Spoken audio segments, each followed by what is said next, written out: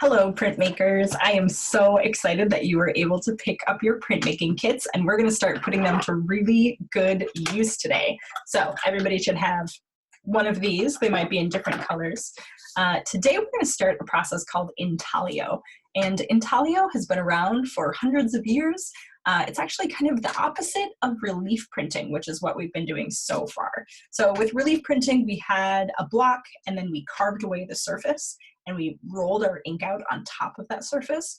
But as you can see, Intaglio is a different process. So with Intaglio, we're actually engraving the surface. And this is where in your box you had a sharp tool. A lot of them look like this except with a red handle. And so we're going to be using this to actually carve into our surface. And as some of these images show you, right, it has kind of an illustrative quality to them. That's why we were doing that illustration project earlier during our distance learning. And even like American money is all designed using the Intaglio process. So I'm going to show you how to do it. In order to get started, you're going to need your piece of plexiglass and try to keep that plastic sheeting on top of it. It's just going to protect it from getting scratched. You're going to need, if you don't have a box cutter at home, the carving tools that I gave you came with one of these blades, and they should, all of your blades should be in the handle of your lino cutter. So you want to equip the blade as a cutting tool. And like I said, a box cutter is going to be better for this, but if this is all that you have, that's what you should use. And all right, let's talk about how to do this next part. Okay, so for this next part, I'm going to want my plexiglass, a ruler, or something that's straight and not easily cut.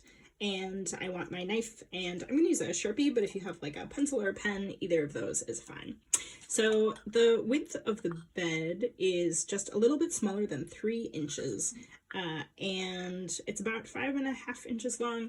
So what I'm going to do is I'm going to cut this significantly smaller so that there's enough space for the paper and for the edge of the work. So I decided I'm going to cut mine to be about 2 inches by 3 inches.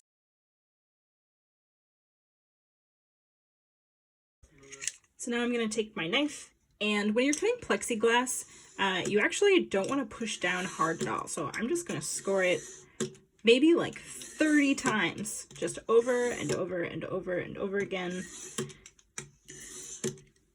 And I'm never actually going to cut all the way through.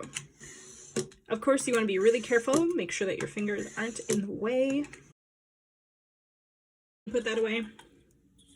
Put my ruler aside. And then for this part, what we're going to do, if I can rotate my camera. Okay, so we're going to take this over to the edge. We want to line up, so this is my cut mark right here, and I want to line it up with the edge of my table so that there's just a tiny, tiny bit of overhang. Next thing I'm going to do is I'm going to put my hand down really, really firmly, and you want to make sure that you're looking away, you're covering your eyes, or you are similarly, I don't know, wearing safety goggles. And you should get a nice clean break like that. It's going to be really loud, so warn the people who are around you. And now I can go ahead and kind of peel off the plastic over there. And now I'm going to cut this down to 3 inches. Okay, so now you should have your piece of plexiglass, and sometimes the edges can be kind of sharp where you cut them. So what I use is a file. If you actually have like a real metal file, that's great. If you don't, but you do have a like nail file, that actually will take off some of the edges. So what I want to do is just kind of like round off the edges. And that's just going to make it so it's a little bit smoother and that it's not likely to cut either the paper or yourself.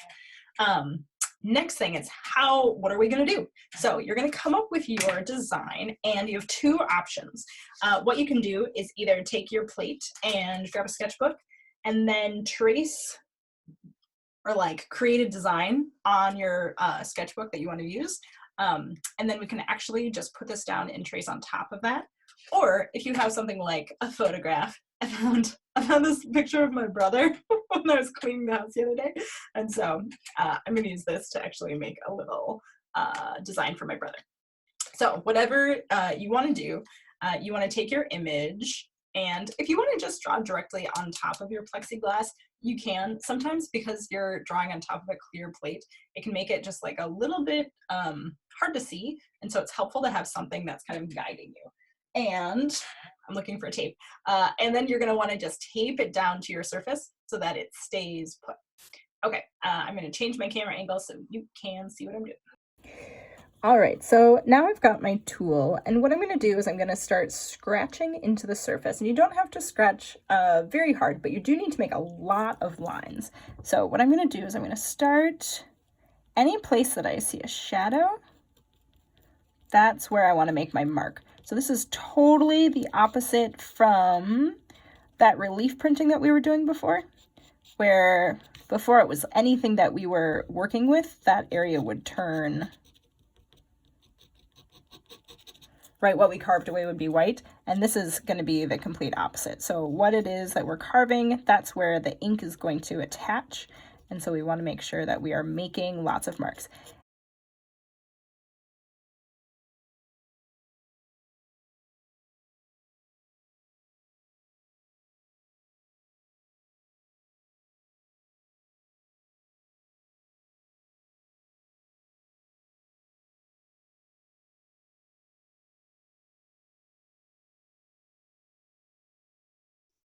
Okay, so now that we have our plexiglass plates, what we're going to do is we're going to take off our image from that. And I'm going to remove any tape that's on here. At this point, you shouldn't have any plastic left on the plate, right? Make sure that both sides, and there's plastic on both sides, so just make sure you've taken it off of both sides when you're ready for this next part. All right, so it's time for us to do our first proof.